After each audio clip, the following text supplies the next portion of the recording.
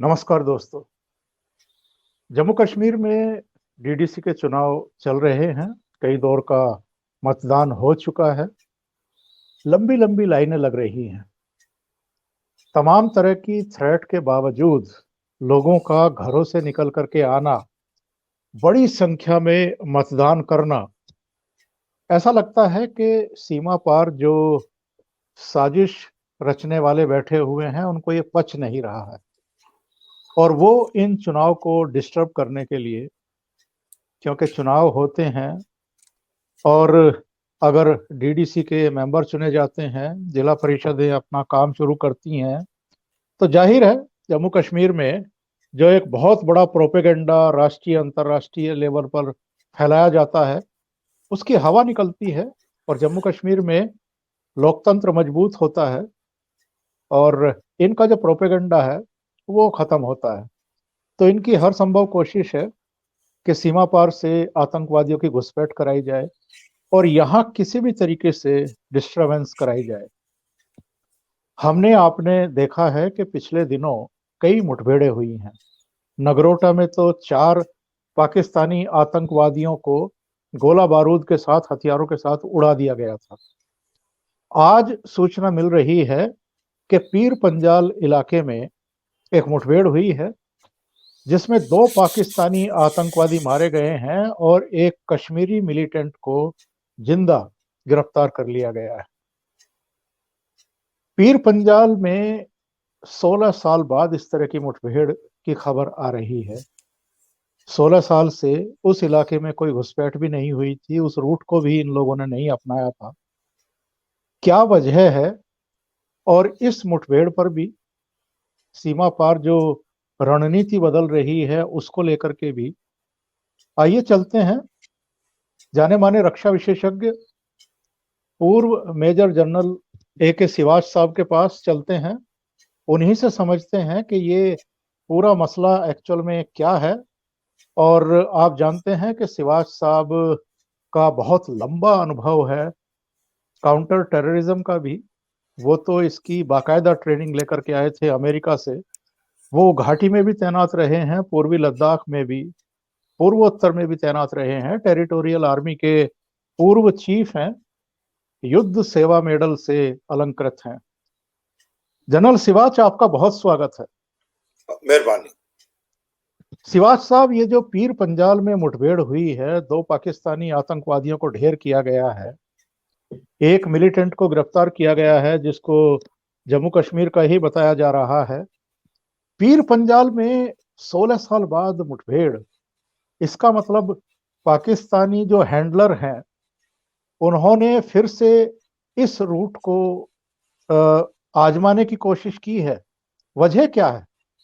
हाँ, बिल्कुल ठीक बोला चौधरी साहब। देखो, ऐसे समझना पड़ेगा कि देखो आज की तारीख में करीब करीब आतंकवादी जो कश्मीर घाटी में 150 के करीब रह गए, और जिस प्रकार से हमारा ऑल आउट ऑपरेशन बहुत सक्सेसफुल चल रहा है, और ऐसे समय में अगले 1-2 साल में हम आतंकवाद का सफाया कर देंगे कश्मीर घाटी से। और इससे काफी बुखलाया हुआ है पाकिस्तान, और वो समझ नहीं पा रहा है कि उसने सोचा था कि जब आर्टिकल 370 और 35A को एब्रोगेट कर देंगे तो लोग सड़कों पर आएंगे और खून खराबा होगा और काफी लॉ एंड ऑर्डर की प्रॉब्लम आएगी। मगर ऐसा कुछ नहीं हुआ, क्योंकि लोगों को समझ आ गई कि ये हमारे भले के लिए कराया जा रहा है। और जो उससे पहले पंचायत इलेक्शन हुए और अर्बन बॉडी के इलेक्शन हुए, वो भी सक्सेसफुल रहे। ग्रास रूट लेवल पे डेमोक्रेसी आ गई, डेवलपमेंट स्टार्ट होगी, लोगों को एम्प्लॉयमेंट मिलना स्टार्ट हुआ, और कहीं ना कहीं जो रेडिकलाइजेशन हो रहा था साउथ कश्मीर में, उसमें भी काफी कमी आई। तो इसको मद्देनजर रखते हुए पाकिस्तान ने का जो गेम प्लान है कि किसी प्रकार से डिस्टर्बेंस करना कश्मीर घाटी में, वो बिल्कुल फेल होगा। इसको देखते हुए अभी वो चाहता है कि किसी तरीके से फ्रेश आतंकवादी भेजे जाएं, फ्रेश लीडरशिप भेजी जाए पाकिस्तान ऑक्यूपाइड कश्मीर से। और वो जो रूट हैं वो नॉर्मली जाते हैं लाइन ऑफ कंट्रोल के, जो कि नॉर्थ ऑफ पीर पंजाल है। जिस प्रकार से आपके गुरेज सेक्टर है, मच्छल सेक्टर है, तंगधार सेक्टर है, कैरन सेक्टर है, उसके बाद बारामूला सेक्टर है, उसमें ज्यादातर इन्फिल्ट्रेशन करने की कोशिश करते हैं, क्योंकि ये छोटा रास्ता है, पहाड़ी इलाका है और ये जंगल वाला इलाका है और इससे जल्दी आप पहुंच सकते हो कश्मीर घाटी में। मगर अभी जो हमारी काउंटर इन्फिल्ट्रेशन ग्रिड है जो कश्मीर घाटी के ऊपर लगी हुई है, ये शमशाबाड़ी पे, वो इतनी पावरफुल है कि पाकिस्तान इसके बावजूद कि वो मोटर फायर कर रहा है, आर्टरी फायर के आड़ में इनको भेजने की कोशिश कर रहा है, 400 से 500 आतंकवादी बैठे हैं, वो इसको सक्सेसफुल नहीं कर पा रहा है। और इसलिए ये नॉर्थ ऑफ जो पीर पंजाल के ये आतंकवादी आ नहीं पा रहे हैं, क्योंकि भारत की जो सिक्योरिटी फोर्सेज है उनको लॉन्च पैड पे चलने के साथ जब वो एलसी क्रॉस करते हैं वहीं पर उनका काम तमाम किया जा रहा है। तो ये एक बड़ी अच्छी बात है। अब उनका फोकस फिर गया इंटरनेशनल बॉर्डर पे। इंटरनेशनल बॉर्डर से उन्होंने सोचा कि वहां से आतंकवादी को भेजेंगे और कहीं ना कहीं उनकी सक्सेस भी हुई, मगर हमने जल्दी ही उनकी मॉडस ऑपरेंडी पकड़ ली। जैसा आपको पता है, नगरोटा में उन्होंने टनल बनाई थी 200 मीटर की, जिसके अंदर पाकिस्तान की फौज के इंजीनियरों ने बनाई थी, और उसमें वो 4 आतंकवादी भेजे थे और उसके बाद ड्रोन का भी इस्तेमाल कर रहे थे वो हथियार भेजने के लिए। मगर वो भी, उसका भी जो है एक प्रकार से पता लग गया और अभी वो भी नहीं कर पा रहे, क्योंकि आईबी में भी हमारी मुस्तकी बहुत बढ़ गई है और ये एंटी टनल प्रोसेस चल पड़ा है, ड्रोन का इस्तेमाल कर रहे हैं, तो वो कार्रवाई वो आईबी से भी नहीं कर पा रहे। और आईबी में एक बड़ा नुकसान क्या था, इन्फिल्ट्रेट अगर कर भी देते हो, उनके स्लीपर सेल हैं, उनके ओजीडब्ल्यू है, उनका ध्यान देते हैं, ट्रक वगैरह बिठाते हैं, मगर उनको क्रॉस करने के लिए कम से कम 500 से 600 किलोमीटर चलना पड़ता है कश्मीर घाटी पहुंचने के लिए। और उस ऐसे समय में वो कहीं ना कहीं रोड पे अगर आपने लगा रखी है चेक पॉइंट, तो वहां पर भी फंसने का डर था, जिस प्रकार से नगरोटा में हुआ। तो अब उनका फोकस जो है south of Pir Panjal shift होगा, क्योंकि साउथ ऑफ पीर पंजाल में चोटियां थोड़ी छोटी थी और पुंछ रजौरी के इलाके से आते थे जो पाकिस्तान की तरफ से, मगर वो अभी लास्ट 15-16 साल में उसका इस्तेमाल नहीं कर रहे थे, क्योंकि उसके अंदर बढ़ने में तकलीफ थी। हमारा काउंटर इन्फिल्ट्रेशन ग्रिड भी तगड़ा था वहां, मगर वहां पर अभी इन्होंने सोचा है कि शायद पीर पंजाल के जो नॉर्थ में है, एक तो वहां बर्फ ज्यादा पड़ गई है और अब आना मुश्किल है, और हमारी काउंटर इन्फिल्ट्रेशन ग्रिड भी स्ट्रांग है, तो अभी उन्होंने साउथ ऑफ पीर पंजाल जो पुंछ रजौरी मनकोट वाला इलाका, बालाकोट का इलाका, किशन घाटी का, उसका इस्तेमाल करके वो कोशिश कर रहे हैं। और कहीं ना कहीं वहां सक्सेस मिली, इनको 2 आतंकवादी इन्फिल्ट्रेट किए, मगर वो हमने मार गिराए। और उसके बाद जो ये कश्मीरी को पकड़ा है, इससे पूरा पलटा पता लग गया है कि वो उनकी मंशा ये है कि कहीं से मौका मिले। ये देखो, आतंकवादी पानी की तरह है, जहां से भी मौका मिलेगा वहीं से निकलने की कोशिश करेंगे। तो ये जो साउथ ऑफ पीर पंजाल में अभी 15-16 साल के बाद इसको एक्टिवेट किया है, उसका रीजन ये है क्योंकि एक तो वहां से इन्फिल्ट्रेट करके आईबी की तरह नहीं है कि बहुत दूर है, पीर पंजाल को क्रॉस करते ही वो आपकी जो कश्मीर घाटी में आ जाते हैं। और दूसरा जो है, वहां पर जो गांव हैं जो एलसी के नजदीक है, लाइन ऑफ कंट्रोल के, वहां पर भी कहीं ना कहीं इनके स्लीपर सेल हैं और इनके ओजीडब्ल्यू हैं। तो इसको मद्देनजर रखते हुए आईबी के मुकाबले ये इलाका ज्यादा बेटर है। मगर पहले ये था कि काउंटर इन्फिल्ट्रेशन ग्रिड स्ट्रांग था, तो पाकिस्तान नहीं कर रहा था ट्राई, मगर अभी उसको प्रॉब्लम आ गई, ना तो नॉर्थ ऑफ कश्मीर में इन्फिल्ट्रेट कर पा रहा, क्योंकि हमारा काउंटर इन्फिल्ट्रेशन ग्रिड बहुत अच्छा है शमशाबाड़ी में।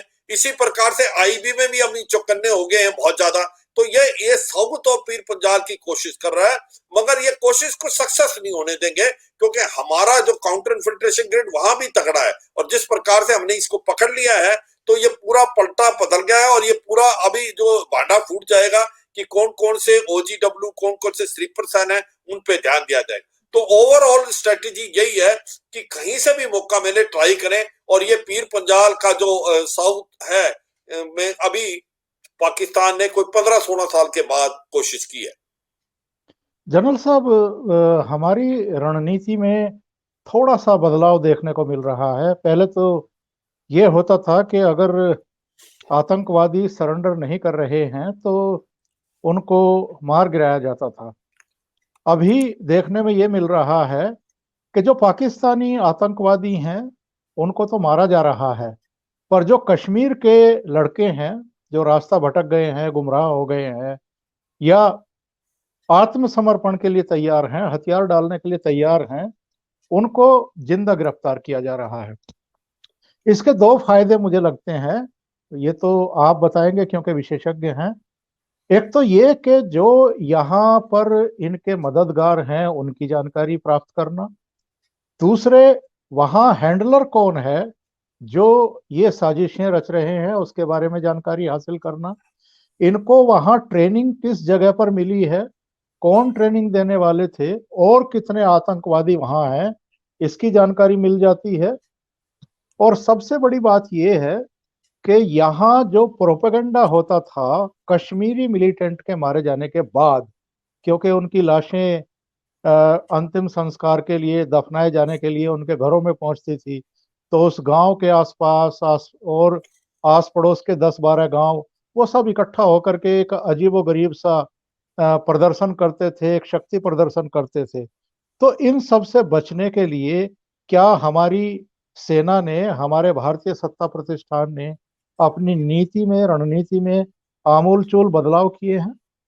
हाँ बिल्कुल ठीक है चौधरी साहब, इसमें कोई शक नहीं कि हमने बदलाव किया है। जैसे आपने बताया कि जो साउथ कश्मीर के कुछ लड़के जो भटक गए थे और जिनको इन्होंने रेडिकलाइज कर दिया, उसकी वजह यह थी या तो ये एम्प्लॉयमेंट की प्रॉब्लम थी, या कहीं ना कहीं कुछ ना कुछ ये हुर्रियत जो थी वो भी इसको इस्तेमाल करके रेडिकलाइज कर रही थी। हुर्रियत को तो अभी हमने बिल्कुल खत्म कर दिया है और एनआई ने वो भी चोक कर दिया, पैसा नहीं आ रहा है, अभी उसको पकड़ लिए हैं, सारे हुर्रियत के लीडर जेल में हैं। तो एक तो पत्थरबाजी बिल्कुल खत्म हो गई और एक रेडिकलाइजेशन में भी बहुत कमी आई है south of Pir Punjab.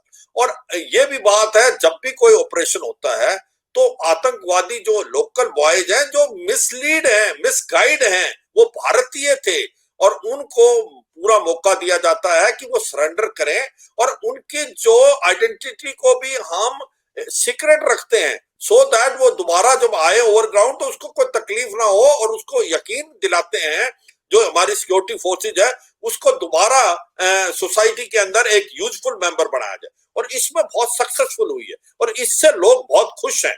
Society में एक बदलाव आया है, सोसाइटी के जो लोग हैं वो खुद आके बोलते हैं कि साहब हमारा बेटा भटक गया है, उसको लेके आओ। तो ये एक बड़ी अच्छी बात है, एक कॉन्फिडेंस बिल्डअप हुआ है भारत की फौज की तरफ, सिविल पॉपुलेशन का, अवाम का। और अभी जो साउथ ऑफ कश्मीर में कम हो रहे, मगर जो लोग पाकिस्तान ऑक्यूपाइड कश्मीर से आ रहे हैं तो वो पूरे पाकिस्तानी है ज्यादातर, यहां से वहां नहीं जा पा रहे, वो यहीं पर ट्रेन करके एक बार रेडिकलाइज होके आतंकवाद के अंदर आते हैं और वो 2-3 महीने में मर भी जाते हैं। मगर जो वहां से आ रहे हैं उन आतंकवादियों को ज्यादातर हम खत्म कर रहे थे, मगर अभी थोड़ी स्ट्रेटेजी ये है कि कुछ एक आतंकवादी को खत्म नहीं, पकड़ा भी जाना चाहिए, जिससे आपको उसकी स्ट्रेटेजी पता चले पाकिस्तान की कि वो कितने आतंकवादी किस लॉन्च पैड पे बैठे हुए हैं, क्या स्ट्रेटेजी है, उनको कहाँ कहाँ उनकी ट्रेनिंग होती है, और यहाँ पर आने के बाद उनको किस स्लीपर सेल से मिलना था, कौन ओवरग्राउंड वर्कर है। तो आप पूरी लीड का एक प्रकार से पता लगा सकते हो। एक आतंकवादी को आपने मार दिया तो वो उसके साथ जितना भी सीक्रेट थी वो चली गई, मगर अगर आप आतंकवादी को पकड़ते हो, स्पेशली कमांडर को या उसके जो गाइड को, उससे आपको काफी महत्वपूर्ण जानकारी मिलेगी कि आप जो है कहाँ कहाँ उनके लॉन्च पैड हैं, कहाँ कहाँ उनकी ट्रेनिंग होती है, किस प्रकार की ट्रेनिंग है। उसके बाद यहाँ जो कश्मीर घाटी में बढ़ने के बाद उनके कौन से स्लीपर सेल हैं जो उनको मदद करेंगे, ओजीडब्ल्यू कौन है। तो एक बड़ी अच्छी पहल की है कि सभी टेररिस्ट को नहीं मारना, अगर हम पकड़ सकते हैं जिंदा तो पकड़ने की कोशिश करो, और वो उससे जितनी इंफॉर्मेशन हासिल हो सकती करो, उससे फिर हम काउंटर स्ट्रेटेजी बना सकते हैं। अगर हमें खबर मिलती है पाकिस्तान के बारे में या आतंकवादी जो हमारे अंदर हैं, जो ओजीडब्ल्यू जो स्लीपर सेल हैं, तो हम उस पर एक्शन ले सकते हैं। जनरल सिवाज साहब, एक मैं आंकड़े देख रहा था, 2020 में ही अब तक 131 हमले हो चुके हैं और 223 आतंकवादी मारे गए हैं। इनमें जैश के भी हैं, लश्कर के भी हैं, हिजबुल के भी हैं, अलग अलग संगठनों के आतंकवादी हैं जिनको न्यूट्रलाइज किया गया है। जैसा आप पहले भी बता चुके हैं बातचीत में कि जो इनके टॉप कमांडर थे, जो इनके सिद्धस्त शूटर थे, उनको भी निपटाया गया है पिछले एक डेढ़ साल के भीतर। और जब जो नई खेप आ रही है, कई बार मैंने सुना है जो सर्विंग इस समय ऑफिसर्स हैं उनके जरिए भी और जो विशेषज्ञ हैं उनके जरिए भी, कि ये लोग उतने अनुभवी नहीं हैं, नए लड़ाके हैं उनके, और ये कई बार तो 5-7 मिनट की मुठभेड़ में ही ढेर हो जाते हैं। बिल्कुल। तो इनकी जो है आगे की स्ट्रेटेजी क्या हो सकती है, जो जिस पर नजर रखने की जरूरत है, क्योंकि जब दिया बुझने वाला होता है तो कई बार वो फड़फड़ाता है, क्या ज्यादा रोशनी करता है। तो बौखलाहट में कहीं ये बहुत बड़ा नुकसान पहुंचाने की कोई साजिश ना रच रहे हों, क्योंकि उनको पता है कि ऑलमोस्ट उनका मामला खत्म है। 1 साल 1.5 साल में कश्मीर का आतंकवाद भी निपटा दिया जाएगा, खत्म कर दिया जाएगा। तो हमारे भारतीय सत्ता प्रतिष्ठान को भी, सेनाओं को भी, सुरक्षा बलों को भी किस तरह के एहतियात बरतने की जरूरत है, किस तरह की सतर्कता की जरूरत है? आपने ठीक बोला चौधरी साहब। देखो अभी क्या हुआ है कि हमने जो 2 साल में एक प्रकार से जिस प्रकार ऑल आउट ऑपरेशन किया है, तो हमने टारगेट किया लीडरशिप को, जो जैश ए मोहम्मद और लश्कर ए तौबा और कहीं किसी हद तक हिजबुल मुजाहिदीन के, हमने उनके लीडरों को मार गिराया। तो आज की तारीख में लश्कर ए तौबा और जैश ए मोहम्मद के लीडर बिल्कुल नहीं रहे हैं, ना नॉर्थ कश्मीर में ना साउथ में, और किसी हद तक हिजबुल मुजाहिदीन की ये बात। अब पाकिस्तान को लग रहा है कि जो आतंकवादी वहां हैं, जो 100-150 के करीब, उनके साथ लीडर नहीं है। और वो आप ठीक बात कर रहे हो, वो जैसे मुठभेड़ होती है और 10-15 मिनट के अंदर वो मार गिराए जाते हैं या वो हाथ खड़े कर लेते हैं। तो इसको देखते हुए पाकिस्तान ट्राई कर रहा है नई लीडरशिप भेजे पाकिस्तान ऑक्यूपाइड कश्मीर से, और नया कैडर भेजे जो इनको इन्फ्यूज करे, उनके अंदर एक कॉन्फिडेंस करे। इसीलिए वो ट्राई कर रहा है, ये जो 400 से 500 आतंकवादी बिठा रखे हैं, कि किसी तरीके से पंप इन करे। और वो एक प्रकार डेस्परेट अटेम्प्ट है पाकिस्तान की, मगर उसको सक्सीड नहीं होने दे रहे हम। उसको हम काउंटर इन्फिल्ट्रेशन ग्रिड एक बहुत स्ट्रांग है नॉर्थ ऑफ कश्मीर में, उनको वहीं मार गिराया जा रहा है। अभी आईबी में भी बहुत अच्छा हो गया है, वहां पर भी मार गिराया जा रहा है। और पीर पंजाल के साउथ में भी हमारी काउंटर इन्फिल्ट्रेशन ग्रिड अच्छी है, आ नहीं पाएगी। तो पाकिस्तान पूरी कोशिश कर रहा है नए आतंकवादी भेजे जाएं, नए लीडर भेजे जाएं, जिससे इन आतंकवादी जो यहाँ हैं उनको एक गाइडेंस दी जाए से लीडरशिप। मगर हम चौकन्ने हैं और इसको हम सक्सेसफुल नहीं होने देंगे। तो ये एक बड़ी इंपॉर्टेंट चीज है। तो भारत की जो स्ट्रेटेजी है वो है कि पहले लीडर को करो। अगर आपने लीडर मार दिया तो जो दूसरे इनके सिपाही हैं, जो पिट्ठू हैं, वो तो अपने आप हाथ खड़े कर देंगे। तो ये एक बहुत अच्छी स्ट्रेटेजी थी भारत की, लास्ट 2 साल में बहुत अच्छी चली है कि इनके लीडर को बिल्कुल मार दिया। अभी पाकिस्तान 2-3 चीजें और कर रहा है। पाकिस्तान जी। एक तो ऐसे ग्रुप को उठा रहा है जो कि आज डोरमेंट थे या अभी काम नहीं, अल बदर, क्योंकि इनको भी ये भी डर है, अगर नए ग्रुप को नहीं उठाएगा तो एक तो हमारी स्ट्रेटेजी है हिजबुल मुजाहिदीन लश्कर ए तौबा, दूसरा उनको डर है फाइनेंशियल एक्शन टास्क फोर्स का। तो वो अल बदर को भी अभी एक्टिवेट कर दिया उसने, और वहां से अल बदर के जो टेररिस्ट को भेजने की कोशिश कर रहा है। मगर कुछ भी चालाकी करे पाकिस्तान, भारत हर चीज के लिए तैयार है। आपको यह भी बताना चाहिए चौधरी साहब, अभी पाकिस्तान की जो है सिचुएशन भी बड़ी खराब है। उसके बारे में मैं आगे बात करूंगा जैसे आप क्वेश्चन पूछते हैं। जी जी, जरूर उसके बारे में बता ही दीजिए जनरल साहब। हाँ, तो मैं यही कहने की कोशिश कर रहा हूं, देखो पाकिस्तान के अंदर ऐसी स्थिति है, आज पाकिस्तान डेमोक्रेटिक मूवमेंट जो कि 11 पार्टी का अलायंस है, जो कि मौलाना फैजुल रहमान के अंडर, वो उनकी एक ही डिमांड है कि पाकिस्तान के जो इमरान खान गवर्नमेंट है वो इलेक्टेड नहीं है, सिलेक्टेड है। ये इमरान खान जो को प्राइम मिनिस्टर बनाया था, आर्मी ने बनाया था, आर्मी ने इलेक्शन को रिग कराया था, और इमरान खान हर तरफ से फेल हो गए हैं, और इमरान खान की गवर्नमेंट को जाना चाहिए और रिजाइन करना जी। चाहिए। इसको मद्देनजर रखते हुए उन्होंने फेज 1 में 6 रैलियां करी हैं। जो कल एक रैली की थी जो मीनारे पाकिस्तान लाहौर में, वो मेगा रैली थी और बहुत सक्सेसफुल रही, और एक जी प्रकार हाँ, से जी हाँ। पाकिस्तान गवर्नमेंट ने पूरी ट्राई की, कोविड-19 का झांसा डाला या टेररिस्ट एक्शन का ढांचा डाला, मगर वो हुआ नहीं। आज की तारीख में ऐसा है, फेज 1 के बाद ये फेज 2 जनवरी में करेंगे, ऐसा लगता है इमरान खान की उल्टी गिनती शुरू हो गई है। और अभी तो एक और बड़ी चीज हुई है पाकिस्तान में, पहली बार 70 साल में कि पाकिस्तान की आर्मी और उनके जो चीफ हैं जनाब बाजवा, उसके ऊपर भी उंगली उठाई जा रही है कि ये करप्शन लाते हैं और पॉलिटिक्स में इंटरफेयर करते हैं। तो अभी जो सिचुएशन ऐसी खराब है, इमरान खान कुछ ऐसा कर सकते हैं अपने डाइवर्ट करने के लिए अटेंशन पब्लिक की, या तो वो लाइन ऑफ कंट्रोल में कोई बॉर्डर एक्शन टीम से बैट एक्शन करा देंगे, या बहुत ज्यादा बमबारी कराएंगे, या कहीं पुलवामा जैसा अटैक करा देंगे कि भाई उससे भारत को फोर्स किया जाए हम रिएक्ट करें। और अगर कुछ होता है पाकिस्तान में, भारत करता है, तो उससे उसको फायदा होगा, क्योंकि उसके बाद एंटी इंडिया सेंटीमेंट इकट्ठे हो जाते हैं और उससे वो अपना उसका बचाव हो सकता है। तो यह पाकिस्तान की आर्मी की स्ट्रेटेजी है, कुछ कर सकता है, इस चीज से ध्यान रखना है। पर पाकिस्तान में जो होने वाला है उसका इम्पैक्ट हमारे पास भी है। हम नहीं चाहते ज्यादा डिस्टर्बेंस हो, क्योंकि हमारे को नुकसान है। हम, भारत एक ऐसा देश है, वो किसी दूसरे देश में कोई इंटरफेरेंस नहीं करता और वहां पर शांति चाहता है। अभी हो क्या रहा है पाकिस्तान में, जिस प्रकार से हालात खराब होते जा रहे हैं, पाकिस्तान टूटने के कगार पे है।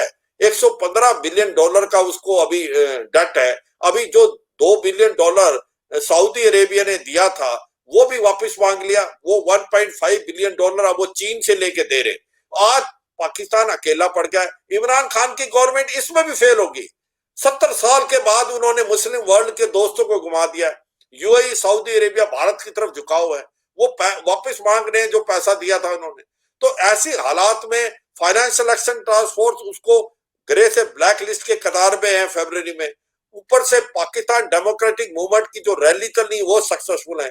तो ऐसे में इमरान खान की गवर्नमेंट चारों तरफ से घिर गई है, और ऐसे में कुछ ऐसा कर सकती है पाकिस्तान की आर्मी, डाइवर्ट करने के लिए अटेंशन भारत के ऊपर ऐसा चीज करे जैसे पुलवामा जैसा अटैक या बैट, कि उससे भारत उस पर रिएक्ट करे और फिर वो पूरी पब्लिक को बोले भारत ने अटैक कर दिया, और उनको इकट्ठा करने की कोशिश कर सकते हैं।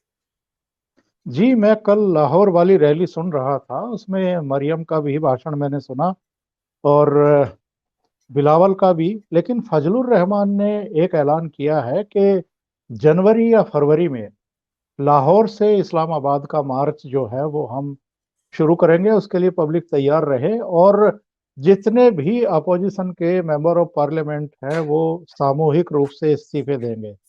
इसका मतलब ये है कि इमरान खान और सेना के खिलाफ वहां का जो अपोजिशन है, टोटल अपोजिशन है, उसने कमर कस ली है। तो ऐसे सिचुएशन में क्या आपको लग रहा है कि वहां सिविल वॉर की सिचुएशन भी आ सकती है? और जिस तरफ आपने ध्यान दिलाया है कि इससे ध्यान डाइवर्ट करने के लिए ही इमरान खान सरकार या वहां के जो भी चरमपंथी सरगना है वो यहाँ पर किसी बड़ी वारदात को अंजाम दे सकते हैं, ऐसे में भारत को भी काफी सतर्क रहने की जरूरत है। बिल्कुल सतर्क रहने की जरूरत है। देखो अभी इस बार क्या हो रहा है, ये जो पाकिस्तान डेमोक्रेटिक मूवमेंट है वो बहुत सक्सेसफुल है। और आपने सही बोला कि जो पीपीपी, बिलवाल भुट्टो और उसके बाद मरियम नवाज, ये बहुत पॉपुलर हो गए। और मरियम नवाज स्पेशली जिस प्रकार से वो रैली में, उनके मेगा रैली में लोग आ रहे हैं, तो अभी ऐसा लगता है कि जिस प्रकार से फेज 1 में 6 रैली सक्सेसफुल हुई हैं और फेज 2 स्टार्ट होगा जनवरी से, जिस प्रकार से मौलाना फैजुल रहमान ने बताया है, वो एक प्रकार गेम चेंजर होगा। और वो बिल्कुल लाहौर से लेके जो इस्लामाबाद उसकी जो रोड को भी ब्लॉक कर देंगे और सब कुछ ब्लॉक कर देंगे। तो उस समय हो सकता है कि पाकिस्तान ठप हो जाए, और इसलिए उनको प्रेशर है कि कितना प्रेशर डाला जाए पाकिस्तान की गवर्नमेंट के पास कि कोई चारा नहीं वो रिजाइन करे।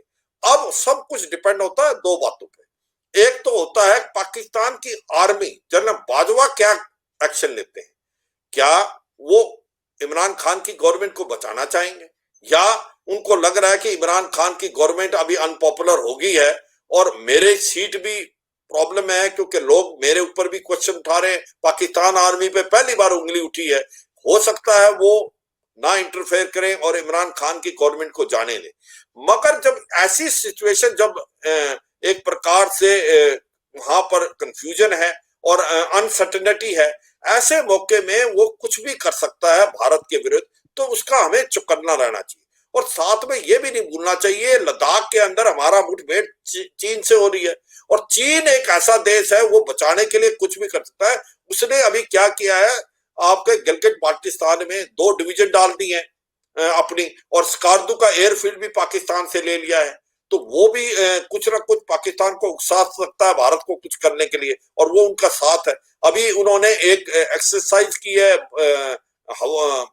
हवाई जहाज के साथ, एयरफोर्स की एक्सरसाइज वो की है आपके सिंध प्रोविंस में, गुजरात के साथ में, और वो भी एक दर्शाता है कि पाकिस्तान और चीन के बीच में बहुत बड़ा एक प्रकार से यूनिटी आ रही है और आपस में कोलबरेट कर रहे हैं। तो इसको सारे को मद्देनजर रखते हुए भारत को चौकन्ना रहना पड़ेगा, भारत को यकीन करना पड़ेगा कोई ऐसी कार्रवाई चीन और पाकिस्तान मिलके ना कर दे, क्योंकि हम उसके लिए भी तैयार हैं। जैसे आपको पता है भारत की गवर्नमेंट ने अभी 15 दिन का अम्युनिशन, वेपन और इक्विपमेंट इंटेंस, मतलब कि बहुत बड़ी लड़ाई के लिए हमने तैयारी कर ली है। पहले 10 दिन का था, उसको बढ़ा के 15 कर दिया। 50,000 जो रुपीज हैं वो उसके लिए सैंक्शन किए हैं। उसके बाद वाइस चीफ की हैं जो आर्मी, एयरफोर्स, नेवी, उनकी पावर बढ़ा दी है आपको करने। तो भारत को ये पता है कि ऐसा हो सकता है कि आने वाले समय में हमारा 2 फ्रंट वार हो जाए चाइना और पाकिस्तान के साथ, इसलिए हमारा एम्युनिशन, वेपन, इक्विपमेंट होना चाहिए, वो हम पूरा करें। 15 दिन की लड़ाई दोनों तरफ इंटेंस, जो कि नहीं होती है मगर हम तैयार हैं। उसी प्रकार हमने लॉजिस्टिक बिल्डअप कर लिया है 1-1.5 साल से ज्यादा लद्दाख के लिए, तो हम तैयार हैं। पाकिस्तान कुछ भी कर सकता है और ये सब डिपेंड करता है कि इमरान खान को बचाने के लिए जनरल बाजवा का नेक्स्ट स्टेप क्या है, क्या वो उसको जाने देते हैं या उसको बचाने के लिए पूरा जोर लगाते हैं। मेजर जनरल ए के श्रीवास्तव साहब, आपका बहुत बहुत धन्यवाद। लास्ट वाले पॉइंट पर मैं अलग से आपसे एक डिस्कशन जरूर करूंगा कि हम 2 तरफा वार के लिए कितने तैयार हैं। तो दर्शकों से वादा कि इस पर हम मेजर जनरल ए के श्रीवास्तव साहब से अलग से बातचीत करेंगे कि हम वार के लिए कितना तैयार हैं और 2 तरफा अगर वार होती है तो उसके लिए कितनी तैयारी हमारी है। उसका संकेत भी उन्होंने दिया है कि 50,000 करोड़ रुपया इंडियन गवर्नमेंट ने केवल इसी के लिए रख दिया है कि 15 दिन की वॉर के लिए हम पूरा एमिनेशन और जो भी तैयारियां करनी है वो हम करके रखें। बहुत बहुत शुक्रिया आपका जुड़ने के लिए और इस पूरे मुद्दे पर रोशनी डालने के लिए। बहुत बहुत धन्यवाद। धन्यवाद चौधरी साहब, जय हिंद। Thank you sir.